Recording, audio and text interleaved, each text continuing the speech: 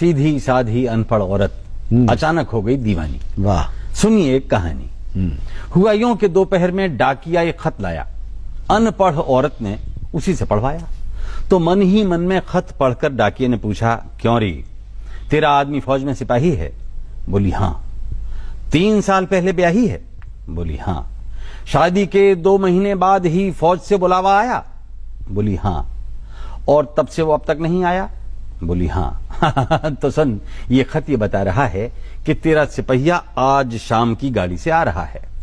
ये खबर उस औरत के तन बदन में नाचने लगी और खत छीनकर वो बिना पढ़ी लिखी औरत अपनी उंगलियों की पोरों से उसका एक एक आखर बांचने लगी। वाह वाह वाह वाह वाह। खुशी में रोने लगी, कुछ कुछ बोराई सी होने लगी।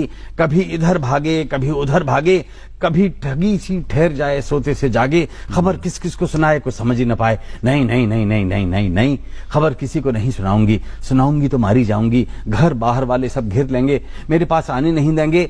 मैं तो दरवाजा बंद करके यहीं पे रिझाऊंगी। उसके लिए बढ़िया सी रसोई पकाऊंगी, अपने हाथ से खिलाऊंगी, पंखा झलूंगी और पानी पिलाऊंगी।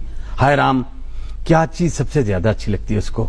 क्या बनाऊं, क्या खिलाऊं, क्या पिलाऊं? अरे दैया, बात कितनी खराब है। उसकी तो सबसे प्यारी चीज शराब है। मना करने पर भी रोजमर्रा लाता था। शाम होते ही वो तो ठर्रा चढ़ाता था। पर अब ऐसी चीज किससे मंगवाऊं? खातिर करनी है तो एक दिन की छूट दे दूंगी, कुछ उल्टी सीधी नहीं कहूंगी, लेकिन ठर्रा कहां से आए? ऐसी चीज भला किससे मंगवाए? तभी उसे ध्यान आया कि ज्यादा न पी जाए, इस डर से उसने एक बोतल छिपा दी थी, पेड़ के नीचे दबा दी थी। तो वो दौड़ी दौड़ी गई और बोतल निकाल लाई और खातिरदारी में ऐसा निखार लाई कि उसने बक्से पर एक कपड़ा बिछा दिया और बोतल के साथ गिलास रख के सजा दिया। और इंतजारी की बेकरारी में सोचने लगी कि एक बार तो उसने मुझसे भी कहा था कि पी। मैंने कहा था नहीं जी, तो उसने जबरदस्ती की। गिलास मुंह से लगाया था, मैंने फोड़ दिया तो मेरे ऊपर हाथ उठाया था। हालांकि बाद में पछताया था। पर आज तो उसकी तमन्ना कर दूंगी पूरी, साथ में उसके मैं भी पीऊंगी और कहूंगी, देखो तुम्हारी तमन्ना मैंने कर दी पूरी, पर आज के बाद से मत लाना ये अंगूरी। प्यार प्यार में मान जाएगा, शायद इसके बाद फिर कभी नहीं लाएगा। और दोस्तों, उसने एक गिलास और सजा दिया बक्से पर। उस दिन बड़ी रुक रुक कर शाम आई। धुक धुक करता दिल धड़का, छुक छुक करती रेल आई। लेकिन सीटी की आवाज सुनते ही वो औरत सिहर गई, क्योंकि एक बात सोचते ही उसकी सारी साधना बिखर गई। अरे, वो तो बोतल के साथ बर्फ भी लाता था, बर्फ के साथ ही ठड़ा चढ़ाता था।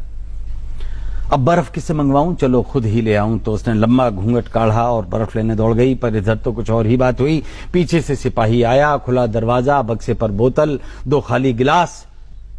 देख के चकराया, माथा ठनका, कमजोर मन का वो सिपाही उसे दृश्य कचोट गया और औरत को बदचलन जानकर लौट गया। इधर औरत बर्फ लाई, आते हुए बूटों के निशान, जाते हुए बूटों के निशान, कुछ समझ नहीं पाई। और मित्रों, कहानी खत्म, पैसा हजम। आप कहेंगे इस कहानी में क्या दम, कहानी बेकार है, फालतू सुनाई है, इसमें क्या सार है?